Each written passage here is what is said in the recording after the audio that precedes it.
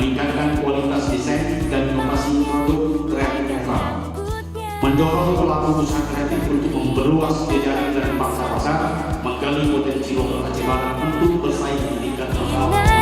Tak ada yang sama, itulah. Kegiatan ini bukan hanya sekedar pertemuan kreator dan penikmat seni, tetapi juga menjadi sarana strategis yang membangun jejaring usaha, memperluas pasar, serta meningkatkan daya saing produk lokal di Kabupaten Aceh Barat. Warna-warni irama, oh indahnya aku adalah Indonesia.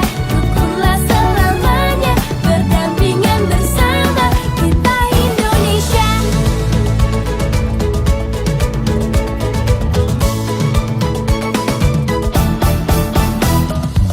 Tak pedulikan